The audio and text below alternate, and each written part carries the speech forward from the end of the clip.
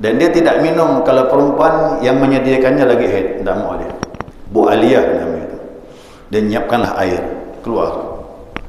Gitu lah. Dipandangnya air. Abu Bakar, tukar. Jangan ini, kata dia. Saya minta air putih saja.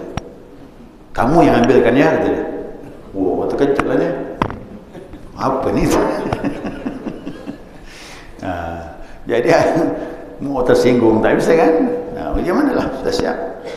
Jadi penasaran Abu Bakar ni sampai pengajian tu, dia tanya, "Syekh, kenapa kita mau minum buat kuih?"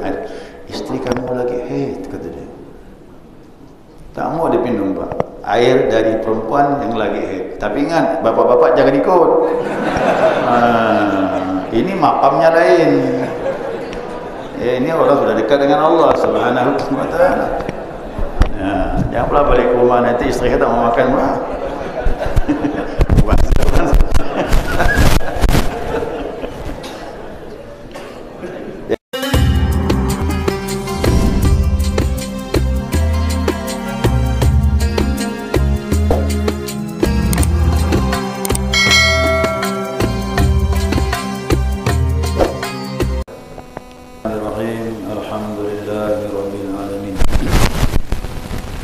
اللهم صل على نور الأنوار وسر الأسرار وترياك الأغيار ومفتاح باب اليسار سيدنا ومولانا محمد المختار وآله الأطهار وأصحاب الأخيار عدد نعم الله وعباده. سبحانك لا علم لنا إلا ما علمتنا إنك أنت العليم الحكيم. اللهم ذكرنا ما نسينا وعلمنا ما جهلنا ولا حول ولا قوة إلا بالله العلي العظيم. قال المصنف رحمه الله تعالى ونفعنا بعلومه في الدارين آمين. جماعة رسول رحمكم الله. السلام عليكم ورحمة الله وبركاته. Alhamdulillah, senantiasa kita mengaturkan pujian dan syukur kita kepada Allah atas limpahan rahmah, hidayah dan inayahnya, sehingga subuh ini kita dapat melanjutkan kajian kita, mudzakarah kita, panduan kitab Hidayatus Salikin. Ya, kemarin mengenai akidah ya. Mengenai akidah sudah jelas, akidah Ahlus Sunnah wal Jamaah. Itulah keyakinan yang selamat, akidah yang selamat. Nah, sekarang masuk bab tsani fi ta'ati zahirah. Masuk bab yang kedua, membahas tentang ketaatan zahir. Ada ketaatan zahir, ada ketaatan batin. Nah, zahir ini kalau kita istiqamah melaksanakannya akan mempengaruhi ketaatan kepada yang batin. Nah, kini bermula bab yang kedua ini ya, pada menyatakan perbuatan taat dan ibadah yang zahir. Berkata Imam Hujjatul Islam Al-Ghazali rahimallahu taala, ya, Imam Al-Ghazali menyatakan, semoga Allah merahmatinya, dia menyatakan, "I'lam, ketahuilah, anna awamirallahi ta'ala, sesungguhnya perintah-perintah Allah itu faraidu wan nawafil, ada dua, ada yang fardu, ada yang sunnah, ada yang wajib, ada yang sunnah. Nah, sekarang wal fardu ra'sul mal. Nah, yang fardu itu adalah modal.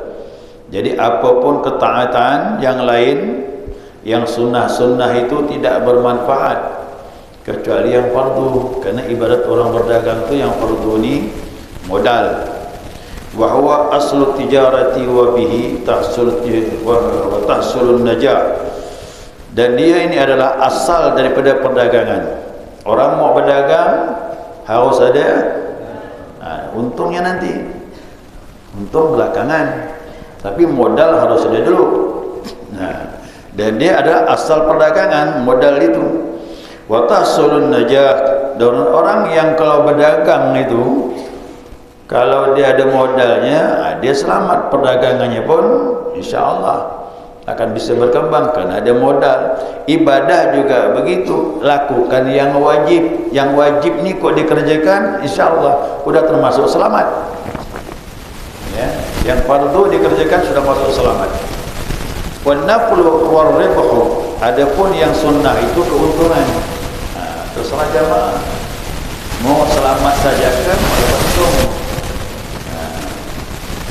Artinya kalau yang fardu dikerjakan, ingat kita tak berdosa lagi dah. Kerana kewajiban sudah lepas. Itu dikatakan selamat. Satu ibadah fardu tak dikerjakan, dosa besar. Kalau sudah dikerjakan semuanya, berarti selamat dari dosa besar itu. Nah sekarang kalau yang sunnah dikerjakan, disebut dia keuntungan, labah. Ya. Wa bihil fauzu fid darajat. Dan dengan labah itu mendapatkan kesuksesan dan derajat yang tinggi di sisi Allah Subhanahu wa taala. Ya, makanya di sini ada aturannya, ya. Jadi ketahuilah wahai penuntut ilmu, kata dia bilang, bahwasanya segala ibadah itu yang disuruh Allah Subhanahu wa taala dua macam.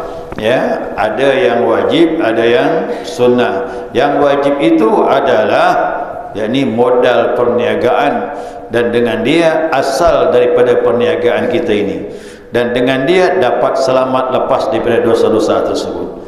Dan sunnah itu yaitu labah daripada perniagaan, keuntungan daripada perniagaan, dan dengannya dapatlah kemenangan dan derajat di akhirat. Apalagi hampir kepada Allah. Ini hampir itu apa? Taqarrub kepada Allah. Jadi siapa yang mau dekat dengan Allah, ya, tak ada jalan lain kecuali perbanyak amalan sunnah.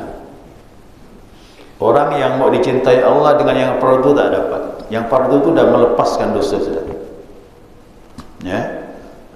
Ibaratkan orang nak bangun rumah, tanahnya tak ada. Mau bangun di mana? Mau bangun di mana? Kena membangun rumah tu tanah harus ada dulu. Beli dah tanah. Tak mungkin kita nak bangun di tanah orang. Itulah dia. Jadi rumah itu keuntungan, tempat kita tinggal. Tetapi mau bangun di mana, harus ada bawahnya, asalnya apa tu? Tanah harus kita beli dulu. Nah, jadi hati-hati jamaah sekalian. Jangan tergelincir. Ini susahnya tasawuf ini, kerana banyak juga yang nyeleneh tu. Ada kelompok, ya, salah satu ngomong dengan saya ikut jemaah, Pak Ustaz, ini. Pontianak ni dah, tak usah sebut nama, nanti payah pula. Marah nanti orang-orangnya. Nah, kami kumpul malam, kemudian kami munajat, salat 2 rakaat malam tu munajat. Kemudian ikut guru zikir sampailah selesai munajat. Jadi ibadahnya malam. Saya bilang siang tak ada. Zuhur, asar, maghrib, subuh tak ada. Saya bilang, walau kau salat malam 1000 rakaat, banyak tu. Saya bilang gitu. Ya, kalau kau salat malam 1000 rakaat, mardudatul la tuqbal, itu ditolak, tak diterima Allah. Kalau zuhur, asar, maghrib, isyak tak kau lakukan.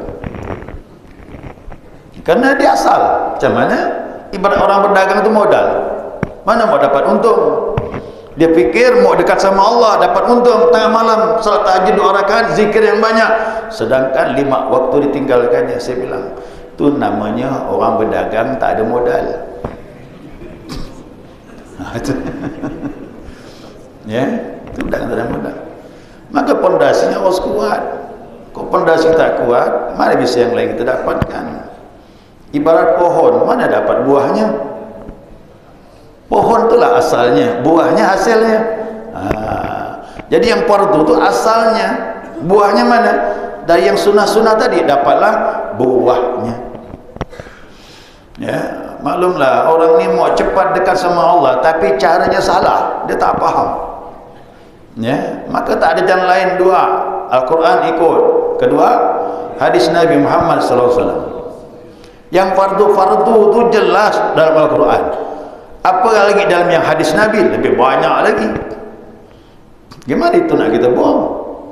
Berarti kita belajar tak pegang pondasi yang kuat, Al-Quran dan hadis.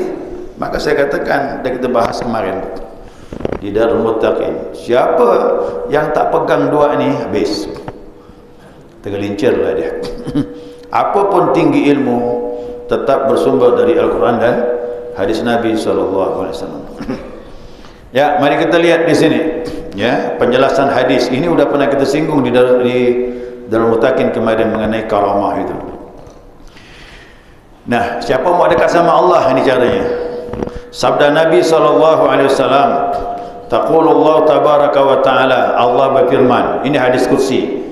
Imam Bukhari ada hadisnya, Imam Muslim pun ada hadisnya. Bukhari Muslim melakukan hadis yang sama. Imam Tirmizi pun juga ada hadisnya. Banyak ahli hadis meriwayatkan hadis ini. Maka hadis ini tidak ragukan lagi. Tapi ini hadis qudsi, karena Allah yang berfirman. Ya, Nabi bersabda, Allah Subhanahu wa taala berfirman, "Ma taqarraba ilayyal mutafarribuna bimithli ada'im ma faradatu alaihim." Hambaku tidak akan bisa mendekat kepadaku dengan mendekatkan dia kepadaku menunaikan yang fardu-fardu saja, tidak bisa. Ya, tapi untuk keselamatan dari dosa-dosa selesai. Ya, selesai sudah, selamatlah sudah dari dosa-dosa besar. Tapi dikatakan di sini oleh Allah, hambaku tidak bisa mendekatkan kepadaku dengan mendekatkan dia kepadaku amalan fardu saja, tidak bisa. Wala yazalu abdu yataqarrabu ilayya bin nawafil. Nah, senantiasa hambaku mendekatkan diri kepadaku dengan amalan sunnah. Siapa mau dekat, banyakkan yang sunnah. Siapa yang hanya selamat dari dosa, cukup yang fardu saja. Terserah mau pilih yang mana. Takut yang fardu ini banyak cacat, lebih bahaya lagi. Nah, contohnya kan yang lalu sudah saya sampaikan. Nanti di hari kiamat, nanti di hari kiamat itu akan dihadapkan di hadapan Allah Subhanahu wa taala semua amal kita. Yang terbesar adalah salat. Kemudian salat dihadapkan di hadapan Allah, ternyata salatnya banyak cacat. Rukuknya tak ada tumaknina, kurang, apalagi khusyuknya kurang, banyak lalai hatinya, fikir macam-macam. Nah, apalagi ini, dan kekurangan-kekurangan yang lain. Lalu Allah berfirman kepada malaikat, kau lihat ada tak amalan sunnah? Fanzur ila nawafil, ada tak salah-salah sunnahnya? Ada ya Allah. Tatimmu biha, sempurnakan kekurangan yang fardu dengan amalan sunnah. Makanya ada qabliyah, ba'diyah, duha dan sebagainya. Itulah menutupi kekurangan fardu. Puasa Ramadan juga begitu, ada kekurangan. Lihat, ada tak puasa sunnah? Ada ya Allah. Tutup, sempurnakan puasa Ramadan dengan puasa sunnah. Dan begitu ada. Zakat juga begitu, banyak kekurangan ya Allah. Hartanya kurang bersih, ada riyaknya dan sebagainya. Tutup dengan sedekah sunnah, kata Allah. Ya, kemudian kalau kelebihannya banyak, maka dimasukkan surganya Allah Subhanahu wa taala. Tapi begitu banyak kekurangan, lihat yang sunnah, tidak ada ya Allah, kata malaikat. Nah, kata orang, tangkap tangan dan kaki. Diikat mah kayak orang motong kambing tu. Bulan apa? Idul Adha itu kan, ikat tangan, ikat kaki. Wa qudhifa fihi finnar, lemparkan ke dalam neraka. Susah juga. Ya, kalau yang fardu sudah bagus, sudah rapi, nyaman, selamat. Tapi kalau tak betul, banyak kekurangannya, nah itulah diperlukan yang sunnah menutupinya. Yang di sini ini, yang fardunya udah betul, udah selamat dari yang fardunya, tambah lagi yang sunnah. Yang sunnah inilah yang membawa keberuntungan, bisa mendekatkan diri kepada Allah Subhanahu wa taala. Jadi senantiasa banyakkan amalan sunnah, qabliyah, ba'diyah, salat, zikir, salawat, istighfar dan sebagainya. Makanya kita diperbanyak zikir, karena zikir lebih cepat untuk membersihkan hati. Terus continue ini. Nah, bagaimana ni kata Allah bilang?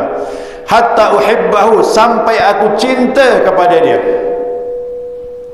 Sampai aku cinta kepada dia. Fa idza ahbabtu, kalau aku sudah cinta kepada hambaku ini, nah, kuntu sam'u alladhi yasma'u bih, akulah yang menjadi pendengarannya, yang dengan itu dia mendengar.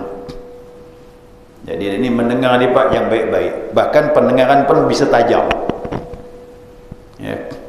Pendengaran tajam gimana Pak? Orang ngomong nih kita bisa dengar gitu. Omongannya bohong atau benar bisa bedakan Pak sini. Maka zaman Nabi sahabat jujur semua. Kenapa? Pendengaran Nabi pendengaran Allah. Kalau bohong ketahuan. Sahabat takut dengan Nabi mah. Makanya kalau bohong ketahuan. Kita juga gitu. Kalau dengan orang-orang yang alim, para wali-wali Allah, para mursyid, kita ngomong bohong, dia dengar, tahu dia bohong. Kenapa? Pendengarannya pendengaran. Itu kita takut tuh. Ya. Apa lagi? Wa basarul ladzi yubsiru bih, dan aku menjadi penglihatannya, dengan itu dia melihat. Nah, ini kadang-kadang nih muncul namanya karamah, Pak. Karamah itu bisa muncul dengan penglihatan. Ya, dulu saya bersama dengan seorang syekh ziarah. Ya, ziarah. Jamaah kami itu meninggal. Saya masih muda betul waktu itu, 30 lebih ya umur. Belum ngajar ya, masih belajar. Belajar dengan beliau lah. Salah satu jamaah yang senior itu meninggal. Ziarah kami itu. Itu dia panggil namanya, Pak. Dipanggil namanya itu dia ngomong. Masya Allah. Cuma pakai bahasa Arab. Yang paham-paham lah. Nah, itu dia ngomong pakai bahasa Arab. Dia kembali bilang sama istrinya, beritahu istrinya, potong kambing, kata dia bilang, sedekahkan, niatkan untuk almarhum, kata. Bingung gak kita ini? Apa ni, saya mau nanya takut. Ya kita diam je lah. Akhirnya potong kambing sedekahkan sama orang. Nah, pekan berikutnya dalam pengajian itu semua sedekah itu bermanfaat bagi si mayat. Dengan duit, dengan potong kambing, kasih pakaian miskin untuk meringankan keadaan dia dalam kubur. Begitu, Pak, dalam pelajaran bahwa kami dapat. Oh, bayangkan, suruh dipotong kambing. Sedekah itu macam-macam, dengan duit, tapi niatkan kepada almarhum. Kau bagi dia potong kambing, kasih makan pakaian miskin. Senang orang pakaian miskin, pahalanya besar, maka almarhum dapat manfaat daripada sedekah itu. Nah, itu hati-hatilah. Kalau kita ini mohon maaf lah. Dan juga terjadi di Banjarmasin, Pak. Di Banjarmasin. Dia tinggal di sini, lama Banjarmasin. Jadi waktu kami belajar itu, saya punya paman tu suami daripada bibi saya itu. Dia marah betul waktu dia ngajar tu. Perempuan kalau ikut musabaqah banyak fitnahnya, kata dia. Bukan tak boleh. Nanti kalau sudah masuk final, dia datang haid, gimana tu? Nah, macam mana? Sudah masuk final, sayang pula. Dia bernasihat begitu. Nah, ya kan? Apalagi di dalam masjid. Ini ingat ya, pendapat yang mu'tamad, yang paling kuat sekali, perempuan tak boleh menetap dalam masjid kalau lagi haid. Tapi sekarang macam-macam dah muncul nih, boleh pula. Nah, anak saya itu sekolah, boleh kata dia. Sekolah umum lah, madrasah aliyah. Itu dulu kata gurunya, zaman Nabi itu tak ada pengaman, tak ada softtek. Sekarang udah ada softtek, udah ada pengaman, boleh lah katanya. Macam-macam pendapatnya mah. Sekarang ini saya boleh tahu perempuan bawa darah dengan keadaan junub, mana yang lebih kotor? Hah? Lagi haid ke lagi junub? Al-Quran itu jelas, wa in kuntum junuban fatahharu. Jika kalian junub, bersucilah, dan tidak boleh menetap dalam masjid illa abiris sabil, kecuali melintas boleh. Duduk menetap tak boleh. orang junub dilarang padahal tak bawa darah, apalagi haid. Ini orang sekarang ni, dulu tak ada pengaman kata dia, sekarang ada pengaman, boleh lah. Kau ya boleh, silakan lah. Jangan ajak orang lain. Kita ni pakai nas Al-Quran dan hadis Nabi Muhammad SAW. Bahkan orang yang haid itu tidak boleh baca Al-Quran, tidak bisa baca Al-Quran, dan hadasnya hadas besar. Jadi kembali kepada kisah syekh tersebut, guru tersebut. Ini terjadi kata dia di Banjar, waktu dia masih di Banjar. Nah, dari rumah dia baca kitab, dia dengar dari masjid itu suara apa namanya? Tawa. Dia ngajar, ustazah ngajar, tapi ba'da duha, setelah salat duha, kumpullah di masjid. Dia baca kitab di rumah, dia dengar suara itu, dia pun datang. Dari suara dia dengar, oh datang dia ke masjid.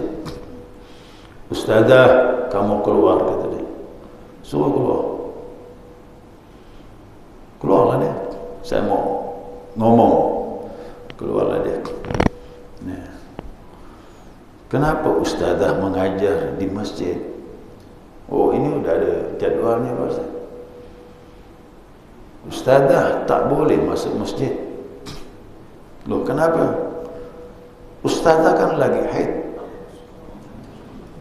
Itu kejut dia tu. Langsung terkejut dia. Ustazah lagi haid, kenapa masuk masjid? Gara-gara 50.000 kamu berani melanggar hukum Allah. Dulu pasaran ustazah, ustaz tu 50.000. Tahun berapa tu? Udah lama. Saya belajar tu masih muda, belum kahwin, masih muda saya belajar. Umur ya 20 lebih, sampai 30-an lah. Masih belajar dengan beliau. Nah, itu kita ya.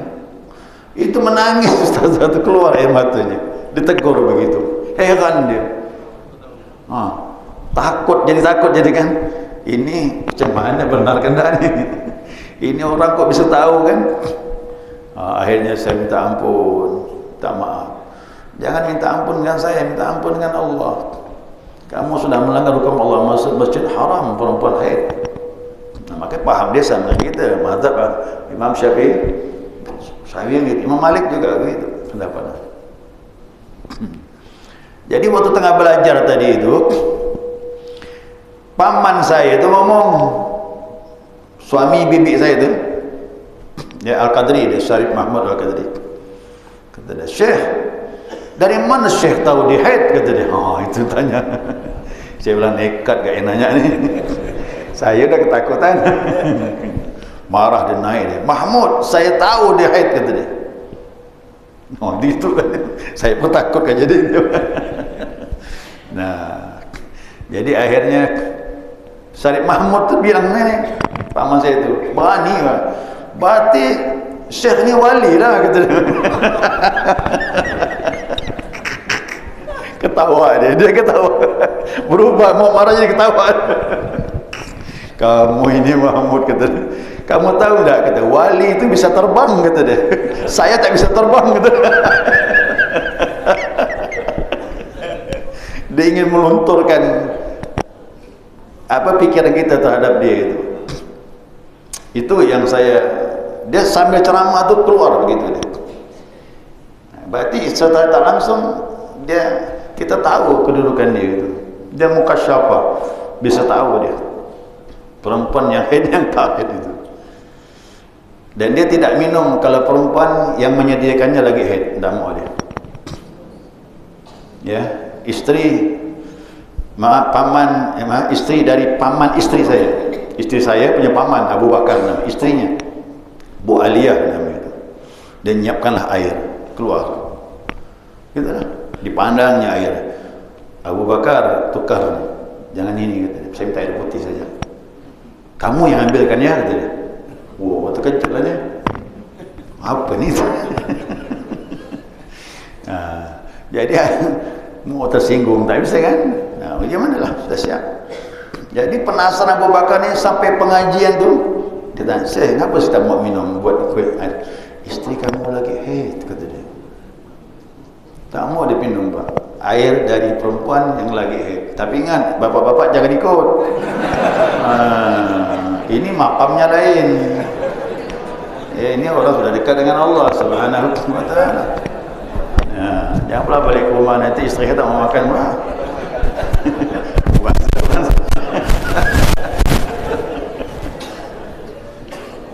Jadi saya banyak ketemu dengan dia itu, kelebihan itu saya banyak tahu. Yang ini memang hadis Nabi ini tak bisa diingkari. Jadi kalau orang sudah banyak amalan sunnah itu, Pak, taqarrub kepada Allah, yang begini tidak mustahil. Ya, dia melihat dengan penglihatan Allah, mendengar dengan pendengaran Allah. Ini namanya karamah ini. Ya, tapi ibadah jangan kali ini buahnya. Ya, ini buahnya, tapi lakukan ilahi anta maksudi. Ya, satu lagi, Pak, yang saya tu luar biasa terkejut saya tu. Ada orang jual susu. Ini jual susu ni. Pernah saya ceritakan ni. Jual susu. Yang jual susu ni Jalan Dr. Wahidin ni, orang Cina tu. Dia dulu jual susu pakai botol. Tu tahun 90-an tu, 9192 gitulah. Saya dekat dengan beliau tu. Lama udah ni kejadiannya. Jadi orang jual susu dan dia sempat kahwin dengan keluarga dari isteri itu. Ya, bawa susu. Jadi susu itu pakai botol, pakai pespa ada, motor pespa. Taruhlah susu tengah-tengah itu. Nah, begitu. Istrinya kan suka minum susu sapi segar. Jadi mampirlah tiap minggu datang yang bawa susu. Nah, waktu istrinya beli susu itu, dipandangnya susunya.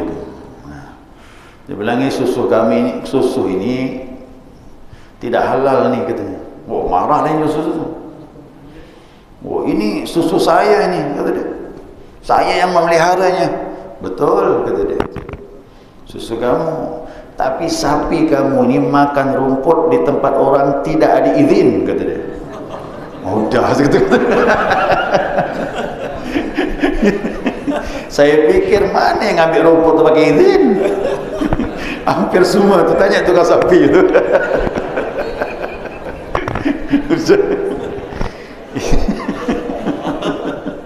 Itu terkejut dia.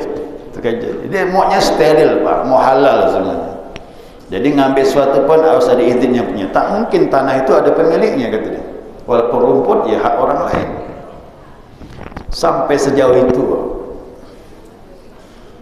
Orang kalau sudah ibadah sunnahnya dekat kepada Allah, makanannya pun semakin dijaga. Karena tak bisa meningkat dia dekat kepada Allah kecuali menjaga makanan. Tapi itu nanti kalau makam sudah tinggi, itu otomatis nih akan terjadi perubahan-perubahan. Nah, jadi yang begini ini mohon maaf lah, ya. Dia sudah terjaga. Kenapa? Semakin dekat kepada Allah, semakin dilihatkan. Jamaah kita ni, Pak, udah meninggal lah. Kawan saya berzikir, TKN. Dulu pakai talqin Ustaz Abdul Ghani Mahmud Al-Yamani. Pakai talqinnya itu. Yang mengarang apa? Yang buat jadual salat sepanjang masa tu. Itu Ustaz Abdul Ghani Mahmud Al-Yamani. Dia ngambil zikir dari beliau tu lah. Dia dulu bawa becak dia siang hari. Mau minum tak boleh sembarangan, kata dia. Mau minum kopi di pasar tu, maklumlah mangkal di pasar. Mau ngopi ni, banyak orang kopi tak boleh, ini tak boleh. Tak boleh kan banyak kopi, orang kopi Cina di pasar tu. Pengen ngopi tak boleh. Jadi hati ni tak boleh, tangan pun tak bisa mengambil gelas tu. Akhirnya dilihatkan ada Pak Umar namanya, itu ya orang Muslim tu Pak Umar. Pak Umar di Parit Besar tu, Pak, dulu tu ada orang kopi dia Pak Umar tu, orang Syarif dia, Syarif Umar Al-Mutahari. Di situlah ditunjukkan boleh minum situ. So boleh minum situ. Minum aja sampai minum pun kita dia bilang kita ni dibimbing. Pak Umar tu pengamal zikir juga, tapi Naqsyabandiyah Mazhariyah Dia muridnya Habib Hussein Al-Hinduan. Ngomonglah dia, udahlah ngopi, ngomong panjang lagi masalah zikir. Jangan cocok seleranya sama. Jadi seperti itu. Udah meninggal dalam Pak Syukur. Kawan saya berzikir.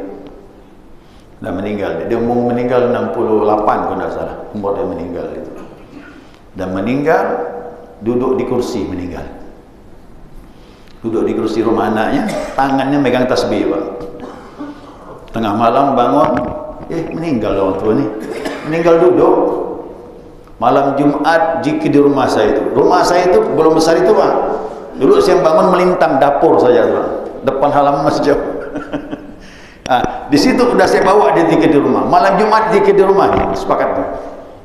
Malam Jumat zikir di rumah. Malam Sabtu saya ngajar di Masjid Ikhwan Muslimin di bawah tol Kapuas tu, jembatan Kapuas tu. Malam itu setelah saya ngajar dapat telepon dari keluarga istrinya, Pak Syukur meninggal. Malam Jumat zikir, malam Sabtu meninggal. Gimana tuh, Pak? Sakit enggak apa enggak? Orang Melayu bilang hilang di mata. Kalau dia zikir 1 jam, 1 jam setengah dia zikir, Pak. Kita yang tak mampu ngikut dia. Itu Masya Allah. Itu orangnya tawadhu luar biasa. Dan dia, saya bawa, Pak, saya jemput di rumah, saya bawa zikir di Kampung Arang, rumah sepupu saya. Begitu mau turun, itu tahun 92. Begitu saya mau turun dari rumah, tunggu dulu, kata dia. Ada orang mau datang, kata dia. La ilaha illallah. Udah mau turun tak jadi. Tak lama saya tunggu 5 menit, datang orang. Minta mandikan mayat besok. Ada orang meninggal.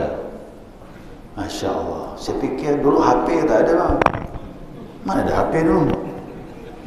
Dia pun orang susah jaga masjid ya, cuma dia beri rumah dekat masjid itu. Tunggu ada orang mau datang, duduk. Datang 5 menit. Masya Allah. Di sini hati dia itu. Isyarat-isyarat dia dapat. Ya, Masya Allah. Saya melihat dia itu luar biasa sekali. Orangnya sabar. Istrinya bukan lagi sabar, Pak. Hari-hari pemarah. Istri itu, Pak, setiap saya ngambil dia tu diomel dulu baru saya bisa pergi, Pak. Ingat ya, jangan malam kau balik, tutupkan kau pintu dia. Ya Allah, saya ya kata dia, ya kata dia. Masya Allah, tidak bisa marah sama orang, luar biasa. Nah itu dia bilang, orang mati nak bilang buntat manusia. Anak dia ditabrak anak dia ni, bawa anak ke rumah. Yang nabrak tu pergi ke rumah lah. Saya minta maaf, Pak, bawa ke rumah sakit ini. Tak apa-apa, anak saya salah, dia main di jalan. Anak dia pula salah itu. Tapi dibawa diurus sama orang, marah pun tak ada. Ini luar biasa saya bilang. Itu cuma amalannya tu, Pak, membawa dia teguh, pendiriannya sabar luar biasa. Hidupnya susah, Pak. Bawa becak. Hidupnya susah, tapi dia gembira. Saya lihat hidup dia luar biasa. Makanya zikir ini mengolah hati. Yang kaya tak sombong, yang miskin tak ada susah, dia tenang saja. Itu padilahnya zikir. Gitu kan sahabat, ada yang miskin banyak, yang kaya banyak, tapi apa?